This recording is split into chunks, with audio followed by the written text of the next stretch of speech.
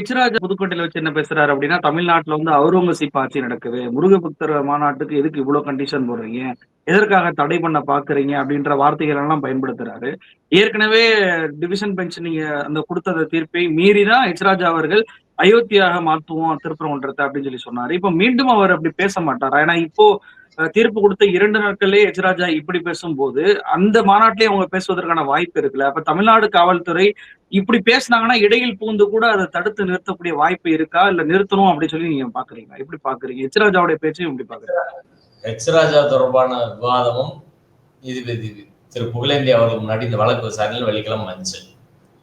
இப்ப இங்க ஒரு தடை செய்ய வலியுறுத்தி பண்ணதுல நீதிபதியை விமர்சனம் பண்ணி பேசுறாங்க என்று பாஜக வழக்கறிஞர்கள் என் மேல புகாரா நீதிபதி சொன்னாங்க. இப்ப நாங்க சொன்னோம், எச்ராஜா நீதிமன்றத்தில் வாக்குறுதி கொடுத்துட்டு நேரடியா போய் பேசியிருக்கிறாரு. ஹைகோர்ட்டாவது மயிராதுன்னு பேசுறது எச்ராஜா. தொடர்ச்சியா அவர் பேசிட்டு இருக்காரு. அவரை போன்ற நபர்கள் இதுல பங்கேற்றா நிச்சயம் பிரச்சனை வருவதற்கு வாய்ப்பு இருக்குது என்பதை நாங்கள் நீதிபதியிடம் சுட்டி காட்டினோம். அப்ப காவல்துறை என்ன பண்ணீங்க? இன்னைக்கு எச்ராஜா எப்படி பேசுறாரு? முருக பக்தர்கள் மாநாட்டுக்கு அனுமதி கொடுக்கலன்றாரு. கவர்மெண்ட் கொடுத்துருச்சு. யார் அனுமதி கொடுக்கலன்னு சொன்னா, நீதிமன்றத்தில் அவங்க வந்து அனுமதி கொடுத்துட்டாங்க. வழக்கு தொடங்குற போதே தமிழ்நாடு அரசின் சார்பில் ஏஏஜி திரு பாஸ்கரன் அவர்கள் நாங்க அனுமதி கொடுத்துட்டோம்னு சொல்லிட்டாங்க. ஆனா அனுமதி கொடுக்கலன்னு போய் சொல்றாங்க பாருங்க. எப்படி? ஒண்ணு. ரெண்டாவது விஷயம், அவர் சொல்றதுல இது அவுரங்கசீப் ஆட்சி அப்படின்னு பேசுறாரு. இதுதான் மத நல்லிணக்கத்தை சீர்குலைக்கும் மதவெறி பேச்சு. அவுரங்கசீப் இன்னைக்குள்ள திமுக ஆட்சிக்கு என்ன சம்பந்தம்? சரி, அவுரங்கசீப் என்ன பண்ணாரு? அவுரங்கசீப் ஆட்சியில பார்ப்பனர்லாம் அவர் காலை பிடிச்சிட்டு தானே கிடந்தீங்க. அன்னைக்கு அவர்கிட்ட வேலை பார்த்தீங்களா இல்லையா? அவுரங்கசீப் மட்டும் இல்ல, 800 வருஷம் இந்த நாட்டுல இஸ்லாமியர்கள் ஆண்டாங்க. 800 வருஷமும் அவர்கள் காலை பிடித்து அரசு நிர்வாகத்துல ஒளிஞ்சு கிடந்த ஆட்கள் தான் எச்ராஜாவின் முன்னோர்கள். அன்னைக்கு அவுரங்கசீப் எடுத்து நீ கேட்க வேண்டியானா? கேட்டிருப்பியா நீ? 800 வருஷம் கொஞ்ச நஞ்ச நாள் கிடையாது. அதுக்கப்புறம் வெள்ளைக்காரன் வரான். வெள்ளைக்காரன் காலை பிடிச்சிட்டு கிடந்தவங்க இன்னைக்கு ட்ரம்ப் காலை பிடிச்சிட்டு கிடக்குறாங்க. ட்ரம்ப் அறிவிச்சார்ல, போர் 2 நாட்டுக்கு பிரச்சனை ட்ரம்ப் தான் அறிவிக்கிறார். அப்பயும் வாய மூடிதான் இருக்காங்க. இதான் அப்ப அவர்கள் வீரம் என்ன அப்படின்றது நம்மளுக்கு தெரியும். எச்ராஜா பேசிட்டா கோர்ட்ல போய் மன்னிப்பு கேட்டது சாவர்கார் பரம்பரை நம்மளுக்கு தெரியும். ஆனால் இன்னைக்கு அவர் பேசுறது ஏற்கனவே எப்ப பேசுறாங்க எச்ராஜா மிக திமிராக எல்லாரையும் இழிவா பேசுறது. துணை முதல்வர் உதயநிதி அவர்களை அவர் கிறிஸ்தவர், I am proud to be a Christian, நான் கிறிஸ்தவ பண்ணதான் இது பண்ணேன், இங்க மலேரியா டெங்கு போல இதை ஒழிக்கணும் என்ன பேசினாரு. முருகன் மாநாட்டுல பேசினாரு அவர் சொல்றாரு. முருகன் மாநாட்டுல அப்படி பேசவே கிடையாது. அப்பட்டமான ஒரு பொய் சொல்றாரு. குறிப்பாக அவன் இவன் என்று பேசுகிறார். உதயநிதி அவர்களை ஒரு துணை முதல்வரை அவன் இவன் அவன் சொன்னா போனா வந்தான்னு. ஆனா அவரை கூட கைது செய்ய இந்த அரசுக்கு தைரியம் இல்லைன்னா என்னதான் செய்யறது? நீங்க என்னதான் அரசியல் பண்றீங்க எங்களுக்கு புரியவே இல்லை. சார், அவர் வீட்டு முன்னாடி போய் போராட்டினாலும் பண்ணுங்க. அப்படி திமுறா பேசுறாலும் எப்படி டீல் பண்ணணும்? கலைஞர் இருந்தா அப்படி டீல் பண்ணுவாரு. ஆனா இன்னைக்கு திமுக அப்படி ஆட்கள் இருக்கிற மாதிரி நம்மளுக்கு தெரியல. நம்ம தான் பேச வேண்டிய இருக்கு, ஃபைட் பண்ண வேண்டிய நிலைமை இருக்குது. இப்ப இந்த பிரச்சனையை எடுத்துக்கோங்க. போன டிசம்பர்ல இருந்து கூட்டமைப்பு தான் இந்த பிரச்சனையில தொடர்ந்து ஃபைட் பண்ணிட்டு வரோம். கட்சிகள் பெருசா ஒன்றும் செய்யல. இன்னைக்கு நீதிமன்றத்தில் போய் கூட அரசியல் பேசக்கூடாது, மதவெறியை தூண்டும் வகையில் பேசக்கூடாதுன்னு தீர்ப்பு நம்ம தான் வாங்கியிருக்கோம். இதை மற்றவங்க செய்யலாம்ல, அதை ஏன் செய்ய மாட்டாங்கன்றத நம்மளுக்கு கேள்வி. பெரிய கட்சி, நம்மகிட்ட பணம் இல்லை, ஆட்கள் குறைவு, எல்லாருமே கொஞ்சம் பேர் தான் எல்லா வேலையும் இழுத்து போட்டு செய்யறோம். அப்ப எச்ராஜா போன்ற நபர்களை எல்லாம் இவ்வளவு கேவலமா பேசும்போது கூட இந்த அரசாங்கம் அமைதி காக்கிறது ரொம்ப உண்மையிலே வருத்தல். ஏற்கனவே பெரியார் சிலையை உடப்போம், லெனின் சிலையை போல அப்படின்னு சொன்ன போதே அவரை கைது பண்ணியிருக்கணும். திருப்பரங்குன்றம் பிரச்சனையில் எஃப்ஐஆர் போட்டு வச்சிருக்கீங்க, கைது பண்ணியிருக்கணும். இன்னைக்கு எத்தனையோ வழக்குகள் இருக்கு அவர் மேல. கைது பண்ணா குண்டாஸ் போட்டு கிட்டத்தட்ட வந்து அவர் 6 மாசம் 1 வருஷம் உள்ளே வைக்கலாம். உள்ளே வச்சு 2-3 ட்ரையல் நடத்தி நிரந்தரமா ஜெயில வச்சிடலாம். அந்த அளவுக்கு அவர் மீது வழக்குகள் இருக்கிறது. மொத்தத்துல அவர் திமுற ஆணவமா பேசுறது இருக்குல்ல, தமிழ் மக்கள் யாருக்குமே பிடிக்காது. அவர் மீது நடவடிக்கை எடுத்தால் ஒட்டுமொத்த மக்களும் வரவேற்பார்கள். ஆனா அதை கூட இவங்க செய்ய தயார் இல்லை அப்படின்றதா. இப்ப முருக பக்தர்கள் மாநாடு பேசுறாரு. முருக பக்தர்கள் மாநாட்டுக்கு எச்ராஜாக்கு என்ன சம்பந்தம்? அரசியல் பேசக்கூடாதுன்னு சொல்லிட்டாங்க.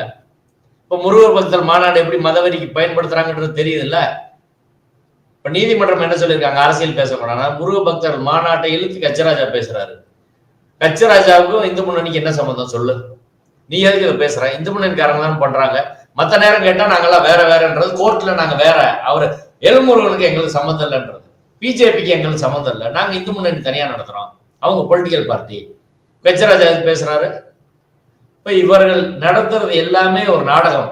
முருகனை வைத்து ஒரு மிகப்பெரிய நுட்பமான அரசியலை இவர்கள் கட்டமைக்கிறாங்க. மக்கள்கிட்ட ஊர்ல போய் சும்மா முருகன் யாரு எந்த கட்சி எதுவுமே சொல்லாம அங்க என்ன பண்ண போறோம்னு சொல்லாம சும்மா மக்கள் அப்படி திரட்டுறாங்க. இது மிகப்பெரிய பேராபத்து. வட மாநிலத்துல ராமனை வைத்து என்ன செய்தார்களோ அதே செய்கிறார்கள். இன்னைக்கு 2019 சுப்ரீம் கோர்ட் தீர்ப்பு வரும் வரை அவங்க என்ன சொல்லிட்டு இருந்தாங்க, பாபர் மசூதி ராமர் கோயிலை இடித்து கட்டப்பட்டது. ஆனா கோர்ட் சொல்லிருச்சு ராமர் கோயிலை இடித்து பாபர் மசூதி கட்டப்பட்டதற்கான எந்த ஆதாரமும் இல்லை. கோர்ட் சொல்லிருச்சு. யாராவது அவங்க வருத்தம் தெரிவிச்சாங்களா, மன்னிப்பு கேட்டாங்களா? இதுவரை நடந்ததுக்கெல்லாம் யாருக்கும் எத்தனை கலவரம், எத்தனை கொலை, எத்தனை பேர் இறந்தாங்க, அதை வச்சுதான் அவங்க ஆட்சிக்கே வந்தாங்க. பொய்யை சொல்லி வதந்தியை பரப்பி ஒரு ஆட்சிக்கு வர்றது என்பதுதான் அவர்கள் வழிமுறையாக இருக்கிறது. இவர்கள் அடிப்படையில் மக்களுக்கு எப்படி நல்ல செய்வாங்க. என்னைக்காவது மக்கள் பிரச்சனை பேசியிருக்காங்களாங்க? இன்னைக்கு விலைவாசி உயர்வுல கல்வியில இருந்து 1000 பிரச்சனை இருக்கு. எதையுமே பேசாம மதம், கடவுள், மதவெறியை தூண்டுறது, பாய் எதிரி, கிறிஸ்டின் எதிரி, இதான். இதை தவிர ஹெச்ராஜா வாயிலும் பிஜேபி காரங்க வாயிலும் ஏதாவது வந்திருக்கா? கடவுளை எல்லாரும் கும்பிடுங்க, கோயிலுக்கு போங்க, வாங்க, மாநாடு, கடவுளுக்கு இப்ப முருகனுக்கு விழா நடக்குது, திருச்செந்தூர் விழா நடக்குது, இது ஏதாவது பிரச்சனை வந்திருக்கா? ஆனால் இவர்கள் இன்னைக்கு முருகன் மாநாடு எடுக்கிற போது எவ்வளவு பிரச்சனை வருது அப்படின்னா இவர்கள் நோக்கம் எல்லாருக்கும் தெரியும். அதான் பிரச்சனை.